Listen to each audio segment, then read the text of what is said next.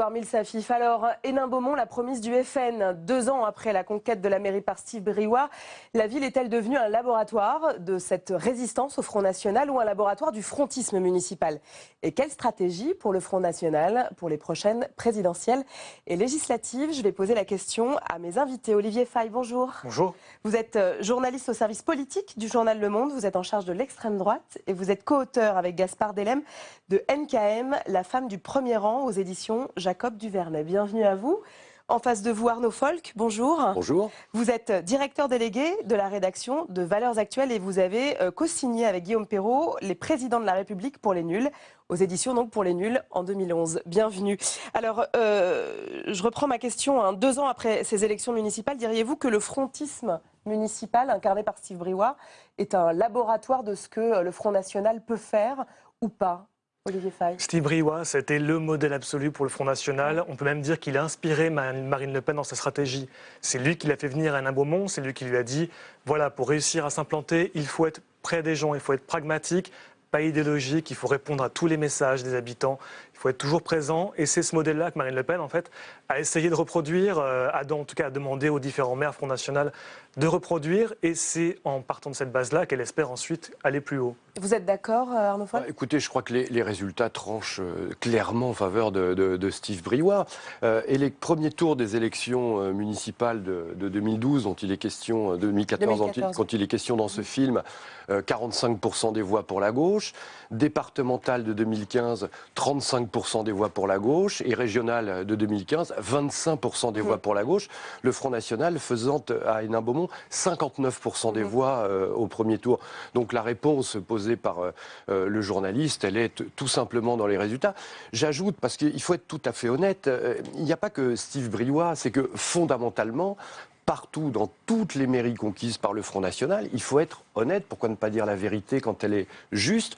Le Front National a réussi dans toutes les communes. Réussi, vous voulez dire en termes de bilan économique, social, etc. Ou réussi en termes de gain de voix, par exemple? On a vu que dans certaines villes... Écoutez, quand on gagne des voix, en général, vous parlez donc des régionales de 2015. Voilà, départementales et régionales, le Front National a progressé dans la totalité des villes qu'il avait conquises. Il y a même eu un sondage qui a été fait où 70% des gens, des habitants des communes sont satisfaits de la gestion de leur maire. Alors, Olivier Faye, quelle est votre analyse? Du coup, vous êtes passé à Beaucaire, vous connaissez Ce genre de sondage, c'est peut-être assez compliqué à analyser dans la mesure où les échantillons sont assez réduits. Par contre, c'est vrai que les résultats électoraux plaident pour le Front National.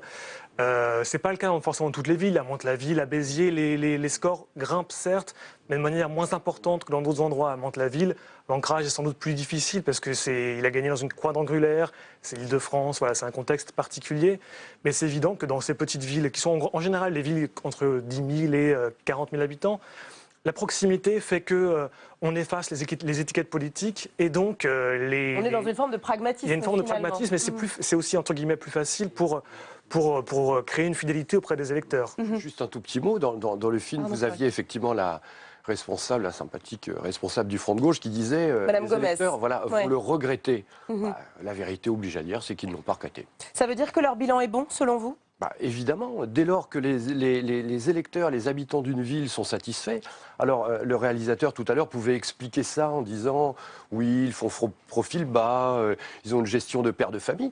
Mais si c'est ça que souhaitent les électeurs, eh bien, écoutez, ils ont accompli leurs promesses électorales et tout démontre. Après, globalement, est-ce qu'ils ont les moyens d'une véritable politique, Olivier Faye? Si je peux me permettre de nuancer, ça fait que 2 ans que ces mairies ont été élues. En règle générale, les débuts fonctionnent toujours plus ou moins bien, plutôt bien.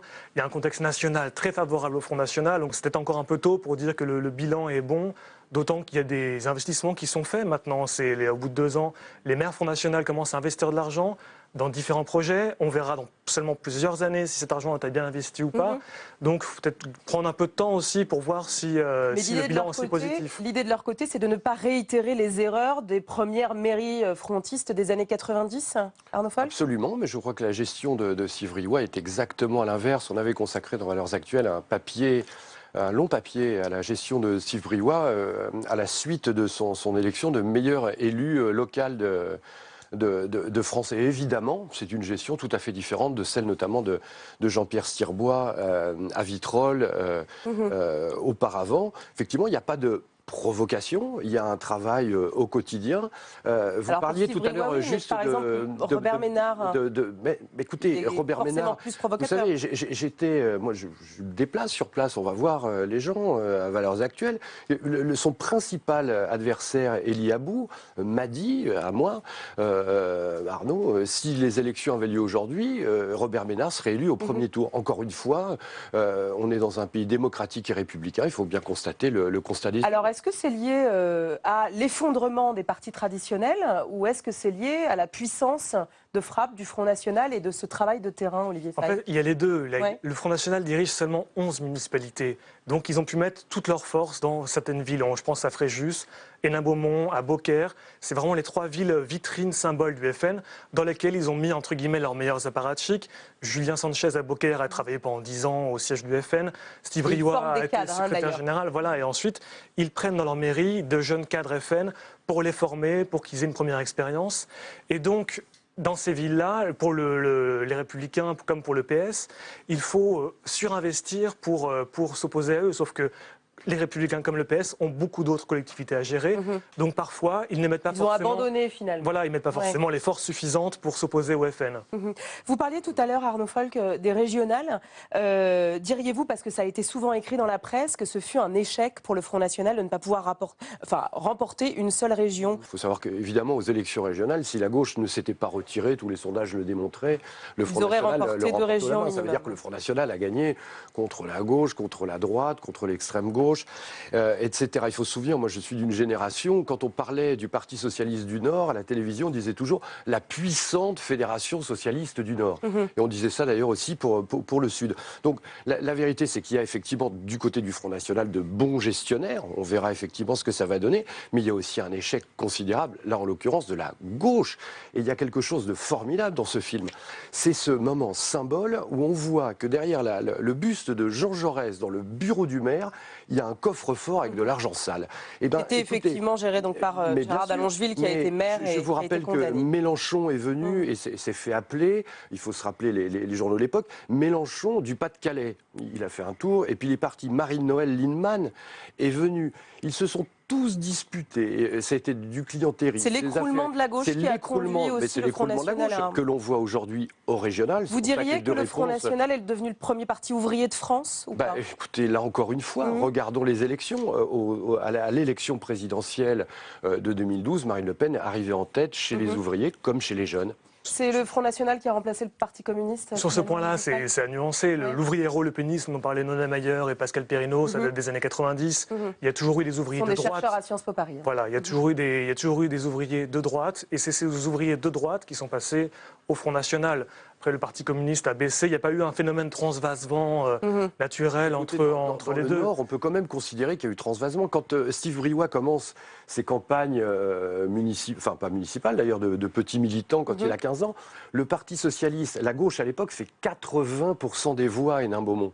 Aujourd'hui, elle n'en fait plus que 20%. Enfin, je veux dire que le Front National n'existait pas. Ce ne sont pas nécessairement les mêmes je parle d'une droite qui a la gauche qui aujourd'hui vote FN. Et d'une droite qui elle n'existe pas. Évidemment, il y a eu transvasement. Alors justement, quelle stratégie pour le Front National à l'aube des législatives de 2017 et surtout de la présidentielle?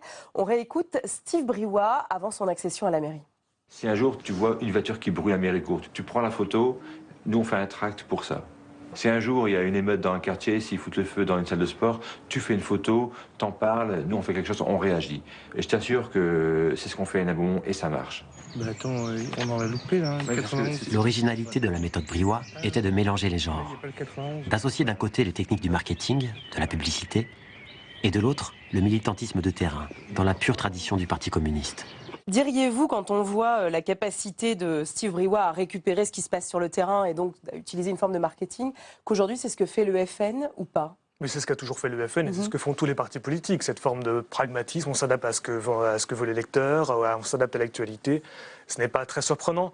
Disons que c'était nouveau pour le Front National, parce que c'était l'idée à l'origine de Bruno Maigret. C'était quelque chose de très pragmatique, on va s'ancrer sur le terrain, on va répondre aux attentes des gens. Alors que le FN a toujours eu un fond très idéologique et aujourd'hui d'ailleurs il balance encore entre ça. Est-ce qu'il faut changer un peu nos idées pour s'allier avec d'autres partis, pour réussir à emporter le pouvoir, ou est-ce qu'on veut seulement gagner sur nos idées et donc ça veut dire qu'à un moment ou à un autre, il y a un blocage. Qu'est-ce que vous en pensez, Arnaud Folk? Écoutez, là, pour le coup, j'abonde tout à fait. C'est le fait de tout parti politique que d'essayer effectivement de surfer sur ses propres idées.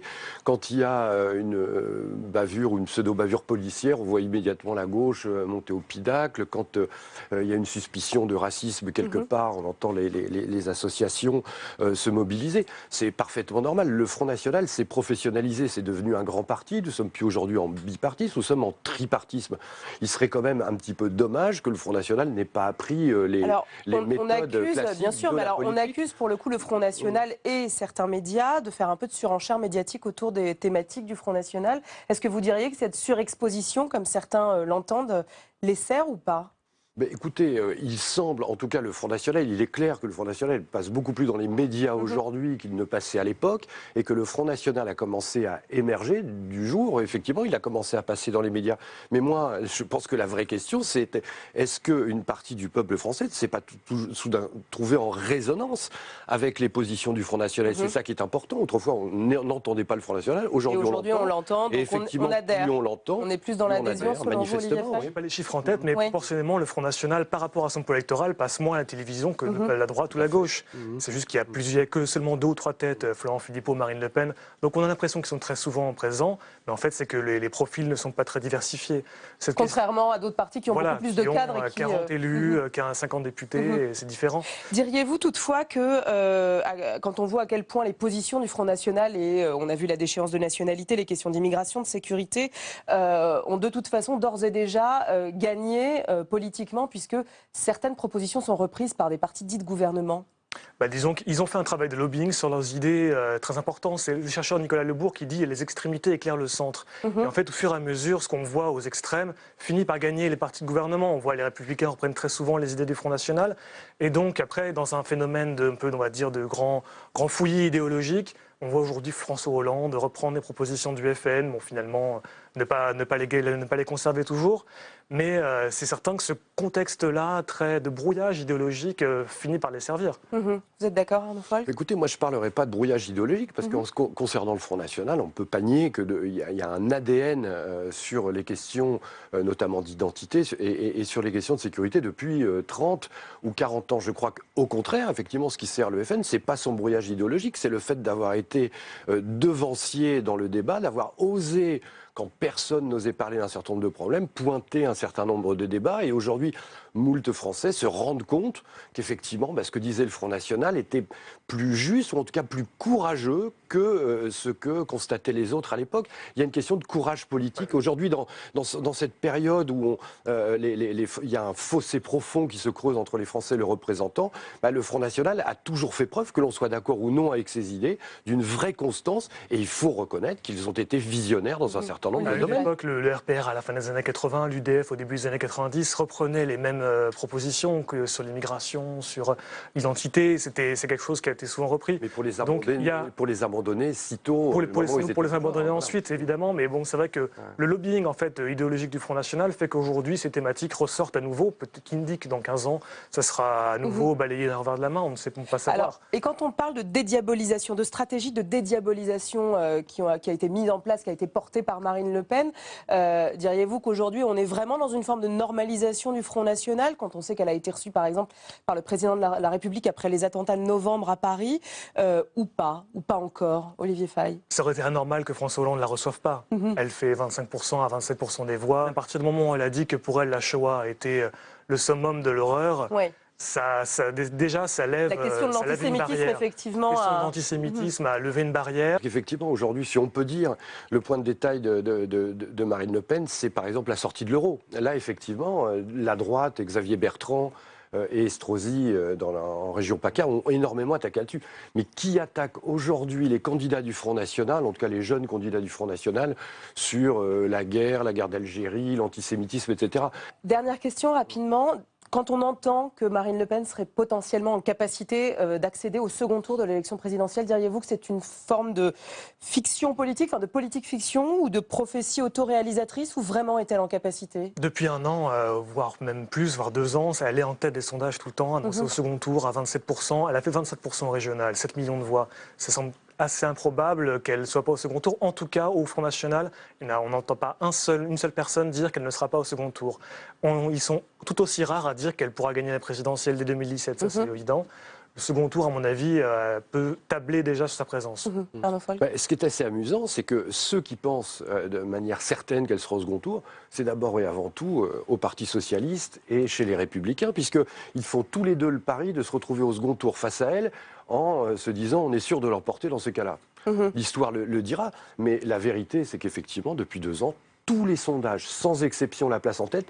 Exception faite quand Alain Juppé est candidat, auquel cas elle arrive en 2e position, derrière Juppé, mais toujours très largement devant Hollande et Sarkozy, qui sont à touche-touche quand... voilà, en tout Donc cas, vous diriez que le Front National, finalement, est un parti comme les autres? C'est pas un parti comme les autres, puisqu'il y a des propositions qui sont largement différentes, comme on pense à la préférence nationale. C'est pas des propositions ou la sortie de l'euro, comme vous en... Ou la sortie de l'euro. Donc, mais après, c'est un parti qui participe au jeu démocratique et qui a largement sa place dans le jeu démocratique. Tout est susceptible d'évolution sur un certain nombre de thèmes. On a vu que le Front National a évolué. Après, tous les socialistes ont évolué. Ô combien la droite a évolué. Aussi, oui.